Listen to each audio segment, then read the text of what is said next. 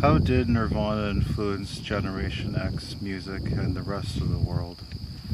Amidst the Gulf War, frantic children sought peace, resistance, and relief from their parents' world of conformity. Now lyrics changed the world.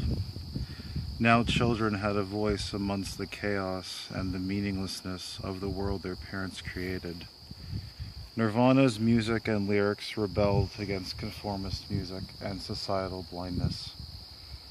Nirvana was anti-authority, and anti-authority was for the people who were against the violence, the politics, and the rules that held down their freedom.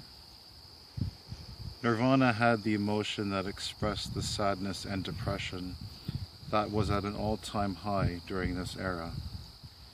And Nirvana was a voice for the people who felt that way. And finally, Nirvana found meaning in all of the meaninglessness. They pledged allegiance, offered security, and presented an alternative in the opposite of conformity, a musical revolution. With the lights out, it's less dangerous. Blindness is caused by the state of denial and doubt. People do not like uncertainty and mystery. They feel safe in conformity habits like making coffee every morning at the same time, making the bed, habits that form blindness. And that is what Nirvana was all about, waking up society. Teen Spirit is widely interpreted to be a teen revolution anthem. A teen revolution anthem for the Generation Xers, inspiring a major change in their conformist parents. Teen Spirit changed the youth by expressing the pain that the Generation Xers felt. Unlike the 80s generation before, the 20-somethings were tired of having old fogies such as Genesis and Eric Clapton, or artificial creations such as Paula Abdul and Melly Vanilli rammed down their throats. The 20-somethings wanted a music of their own, and it was found in Nirvana. The early 80s saw the white corporate male oppressors' acceptance of a new musical counterculture stemmed from the birth of punk rock, while the Clash, the Sex Pistols, and even the melodic accessibility of the Ramones didn't break through into the mainstream. The 90s alternative rock scene was happening during the 80s under closed doors, and it was in the underground. Nirvana paved a way for all these underground bands, and in the 90s, alternative rock became more accessible. Nirvana was anti-authority, and anti-authority was for the people who were against the violence, the politics, and the rules that held down their freedom. And this rebellion all began in Nirvana's place of origin, Aberdeen, Washington, a logging town. Aberdeen's population consists of highly bigoted, redneck, snooze-chewing, deer-shooting, faggot-killer logger types who aren't too partial to weird new labels. This quotation is in reference to a common knowledge of a small-town mentality. Any oddity or eccentricity is stigmatized in a small town and is regarded with animosity due to nonconformity. The status quo requires its dutiful citizens to value the 9-to-5 working day schedule that Nirvana did not follow. They usually don't have jobs, so they can tour anytime. Not only was Nirvana rebelling against normality or conformity, they were anti-government. When I hear the term right-wing, I think of Hitler and Satan and Civil War.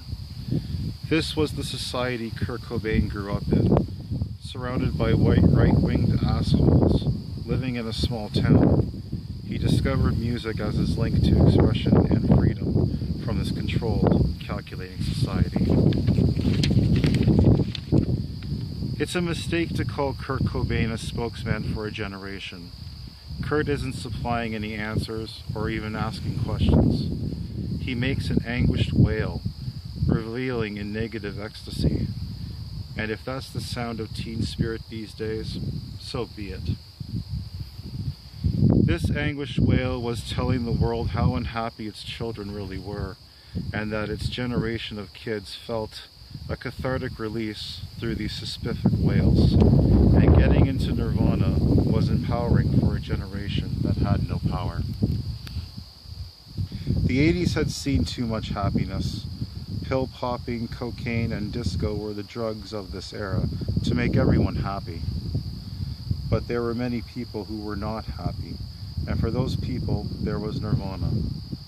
That's when this generation learned that it was okay to feel sadness and pain. To be positive at all times is to ignore all that's important, sacred, or valuable. So in with the manic, depressive, suicidal children, finally someone heard their cries and they sought comfort from the music of Nirvana. Nirvana also made you question what is true and valuable. Nil. Everything was nothing, which equals nihilism. Nothing is valuable, nothing made sense, nothing was sacred, nothing meant everything. Hence Nirvana, the Buddhist state of nothingness. Nirvana presented a security in the chaos, rather than the oppressively controlled society. They pledged allegiance to the opposite of conformity. It was their thing. Nirvana presented an alternative, and when 8 million people said they felt the same way, the mainstream was redefined. And that is how Kurt Cobain became overwhelmed and pressured by the audience to perform well and to produce well. Here we are now. Entertain us. Aside from making music and lyrics that changed the world, being anti-authority figures for the children who were anti-authority, expressing the children's emotions, and discovering meaning in all the meaninglessness. What Nirvana is mostly is a timeless classic for all music listeners, and Nirvana's anguish wail will wail on forever. Overall, society, culture were affected by Nirvana's existence, and in that the underground music scene was now established as mainstream alternative punk rock. The children of Generation X had now had their voice and the emotion they needed to express through lyric. The rules became obsolete, and anti-authority became meaningful for this new age society. Finally, a music revolution unfolded its petals for a generation so enriched in the muddy banks of the Wishkah.